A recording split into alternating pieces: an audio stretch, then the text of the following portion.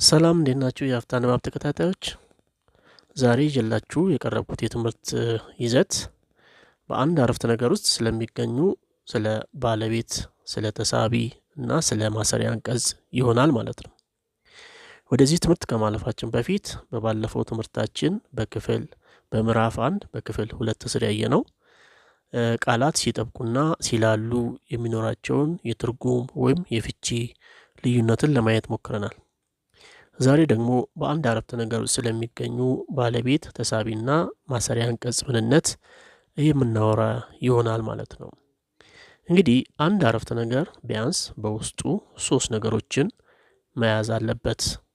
እነሱም ባለቤት፣ ተሳቢና ማሰሪያ አንቀጽ ናቸው ማለት ነው።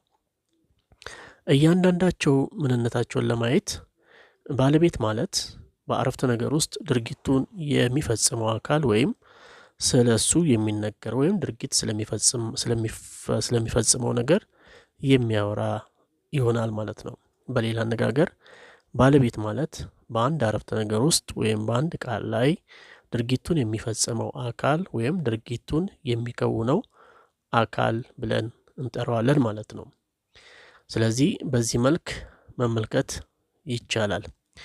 በአንድ አረፍተ ነገር ውስጥ ማሰሪያ አንቀጹን ይዘን ማን ያደረገው፣ ምን አደረገ የሚለውን ጥያቄ በመጠየቅ የአረፍተ ነገሩን ባለቤት መለየት እንችላለን ማለት ነው።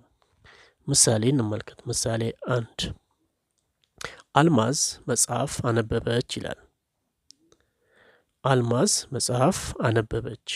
አሁን እዚህ ጋር ባለቤቱ ማን ነው ብለን ከጠየቅን አልማዝ የሚል እናገኛለን። ምክንያቱም በዚህ አረፍተ ነገር ውስጥ አልማዝ ድርጊት ፈጻሚ ናት ማለት ነው። ምን አይነት ድርጊት ፈጸመች ብለን ከጠየቅን መጽሐፍ ማንበብ ወይም የማንበብን ድርጊት ፈጽማለች ወይም አከናውናለች ማለት ነው። ስለዚህ ምን አደረገች ብለን ካልን ደግሞ አነበበች ብለን የሚል መልስ እናገኛለን ማለት። ስለዚህ እዚህ ጋር የማንበብን ድርጊት የፈጸመው የሚያከናወነው አካል ማን ነው ብለን ከጠየቅን አልማዝ ሆና እናገኛታለን ማለት ነው። ከዚህ አንጻር አልማዝ ባለቤት ናት፣ ድርጊቱን የፈጸመችው ደግሞ እሷ ነች ማለት ነው። ስለዚህ በእንደዚህ አይነት መንገድ ማወቅ ወይም መለየት እንችላለን ማለት ነው። ስለ ባለቤት ይሄን ካልኳችሁ ወደ ቀጣይ ተሳቢ ወይም ደግሞ ኦብጀክት ምንድን ነው የሚለውን እንመልከት። ኦብጀክት ወይም ደግሞ ተሳቢ ማለት በባለቤቱ የተከናወነው ድርጊት የሚያርፍበት ወይም የሚፈጸምበት አካል ነው። በሌላ አነጋገር ተሳቢ ማለት ድርጊቱን የሚቀበል ወይም ድርጊቱ የሚያርፍበት ነገር ወይም አካል ተሳቢ እንላለን። ይህንንም ለማወቅ ማንን ወይም ምንን ብለን ብንጠይቅ የአረፍተ ነገሩን ተሳቢ እናውቃለን ማለት ነው። ለምሳሌ እንመልከት። አልማዝ መጽሐፍ አነበበች ይላል። በዚህ አረፍተ ነገር ውስጥ ተሳቢው ማን ነው ብለን ከጠየቅን የምናገኘው መጽሐፍ ሆኖ እናገኘዋለን ማለት ነው። ይሄ ማለት መጽሐፉ ላይ ምን ተከናውኗል?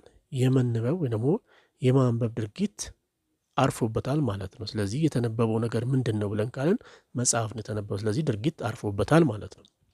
ድርጊቱን ያሳረፈው ደግሞ አካል ማን ነው? አልማዝ ናት።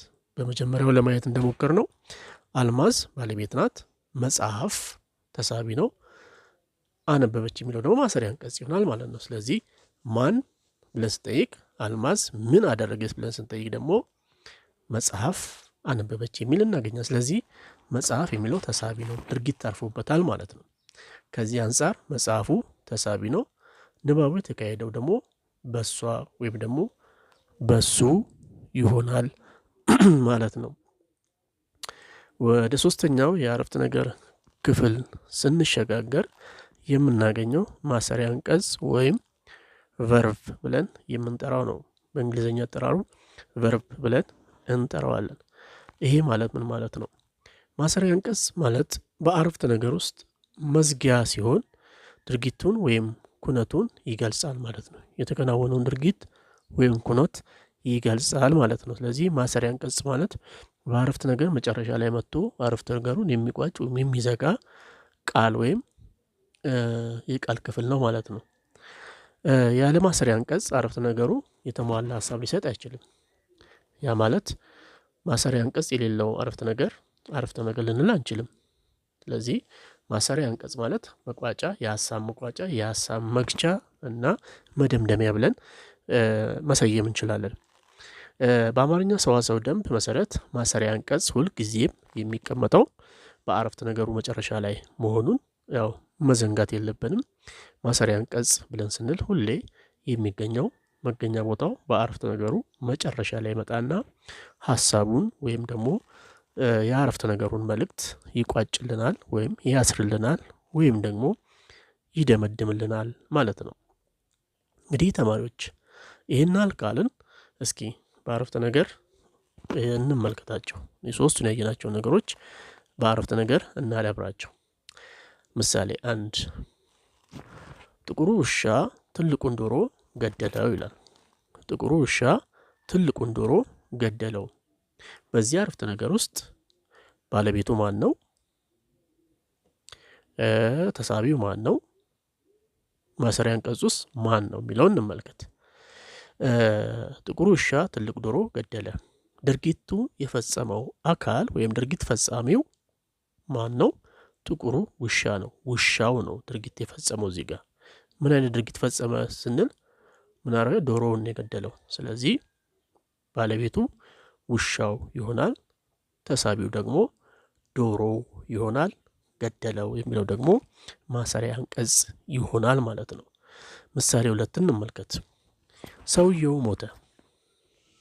ሰውየው ሞተ። ይህ አረፍተ ነገር ባለቤትና ማሰሪያ አንቀጽ ቢኖረውም ተሳቢ ግን የለውም። እዚህ ጋር አንድ ልብ ልትሉት የሚገባው ነገር አንድ አረፍተ ነገር ያለ ተሳቢ ሊዋቀር እንደሚችል ማለት ነው። ስለዚህ ቅድም እንዳልኳችሁ አንድ አረፍተ ነገር ቢያንስ ሁለት ነገሮችን ሊይዝ ይገባዋል። እሱም ባለቤትና ማሰሪያ አንቀጽ። ከዛ ከፍ ሲል ደግሞ ተሳቢም ሊጨምርበት ይችላል ማለት ነው። እዚህ ጋር የምንመለከተው አረፍተ ነገር ሰውየው ሞተ የሚል ነው። ይህ አረፍተ ነገር ባለቤትና ማሰሪያ አንቀጽ ብቻ ነው ያለው፣ ተሳቢ የለውም። ምክንያቱም ድርጊቱ የተፈጸመው በራሱ በባለቤቱ ላይ መሆኑን ያሳያል። ሰውየው ሞተ፣ በራሱ ላይ ነው የተከናወነው።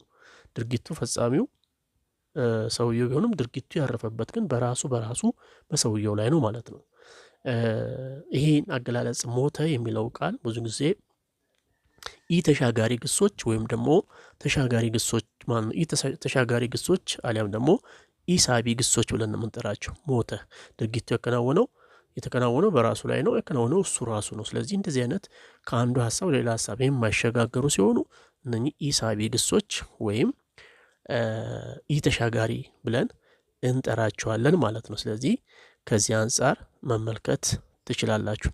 ምናልባት ስለ ኢሳቢ ግስና ስለ ሳቢ ግስ ወይም ደግሞ ትራንዚቲቭ ቨርፍ ኤንድ ኢንትራንሲቲቭ ቨርፍ ስለሚሉ ነገሮች ማወቅ ከፈለጋችሁ በሚቀጥለው ክላስ ማሳወቃችሁ ይሆናል ማለት ነው። ስለዚህ ሀሳብ አስተያየታችሁን በኮሜንት ላይ ማስቀመጥ ትችላላችሁ ማለት ነው።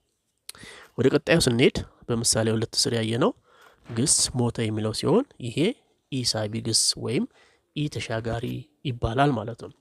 በአንድ አረፍተ ነገር ውስጥ ባለቤቱ በግልጽ ላይታይ ይችላል። ስለዚህ ከዚህ አንጻር ማየት እንችላለን ማለት ነው። ሞተ ስንል ማን ነው የሞተው ብለን ስንል በግልጽ ላናውቀው እንችላለን። ግን ድርጊቱ የተፈጸመው በራሱ ላይ ነው። ባለቤቱን ግን በግልጽ ላናውቀው እንችላለን ነው። ስለዚህ አንዳንድ አረፍተ ነገሮች ባለቤታቸው በግልጽ የማይታወቁ አረፍተ ነገር ሊኖሩ ይችላሉ ነው። ውድ የአፍታ ንባብ ተከታታዮች እንግዲህ ዛሬ ስላነሳውላችሁ ስለ አረፍተ ነገር ውስጥ ወይም በአረፍተ ነገሩ ስለሚገኙ ስለ ባለቤት፣ ስለ ተሳቢና ስለ ማሰሪያ አንቀጽ የተወሰነ መረጃ እንዳገኛችሁ ተስፋ አድርጋለሁ። እናንተ በቤታችሁ የምትሞክሯቸውን የተወሰኑ ጥያቄዎችን ልስጧችሁ። ሀሳብ አስተያየት ካላችሁ በኮሜንት ሴክሽን ላይ እንድታሳውቁኝ አደራ ላለሁኝ። ምናልባት ይህ የዩቲዩብ ቻናል አዲስ እንደመሆኑ መጠን ብዙ የሚሻሻሉ ነገሮች ሊኖሩት ይችላሉ። ከድምፅ ከተለያዩ ቅንብሮች ከተለያየ ነገሮች የሚጨማመሩ ነገሮች ስላሉ እናንተ ደግሞ ይሄንን እንዳደርግ ወይም ደግሞ ለማድረግ እንዲችል ሰብስክራይብ እና ሼር ላይክ እያደረጋችሁ እንድትተባበሩኝ እላለሁ እያልኩ ጠይቃችኋለሁ ማለት ነው። ስለዚህ እናንተ በቤታችሁ የምትሞክሯቸውን የተወሰኑ 4 ጥያቄዎች ልስጣችሁ። እነኚህን እንድትሞክሩ እፈልጋለሁ ማለት ነው። እንግዲህ በእነኚህ አረፍተ ነገሮች ውስጥ ያሉትን ባለቤት፣ ተሳቢና ማሰሪያ አንቀጾች እነማን እንደሆኑ ሰንጠረዥ በማውጣት በሰንጠረዥ እናንተ እንድትለማመዱት እመክራችኋለሁ ማለት ነው። በቀጣይ ክላስ ስንገናኝ ደግሞ ስመለስ በእነኚህ በተነሱ ጥያቄዎች ላይ ምላሽ በመስጠት ማብራሪያ በመስጠት ቀጣዩን ክላስ የምንጀምር ይሆናል። እንግዲህ እስካሁን ስለነበረን ጊዜ በጣም እያመሰገንኳችሁ በቀጣይ በተሻለ እንዲቀርብ እንድታበረታቱኝ እያልኩ በዚሁ አደራላችኋለሁ። ሀብታ ንባብ ቻናሌን ሰብስክራይብ አድርጉት፣ ላይክ እና ሼር እያደረጋችሁ እንድትከታተሉኝ እላለሁኝ።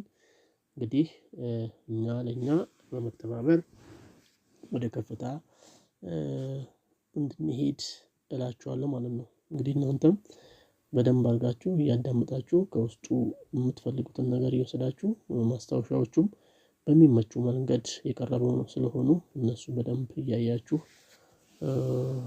ቀጣዩን ክላስ እንድትጠባበቁ እላለሁ ማለት ነው። እንግዲህ በቀጣይ መስራት የምፈልጋላችሁ ነገሮች ካሉ ለምሳሌ የሚኒስትሪ ጥያቄዎች፣ የሞዴል ጥያቄዎችን እነኚህ አይነት ጥያቄዎች ካሉ እንድታሳውቁኝ፣ እናንተም ጥያቄ ካላችሁ በውስጥ ኮሜንት ሴክሽን ላይ እንድታስቀምጡልኝ ደስ ይለኛል። እንግዲህ ስለነበረን ቆይታ በጣም እያመሰገንኩ እስከምንገናኝ ቻው ቻው።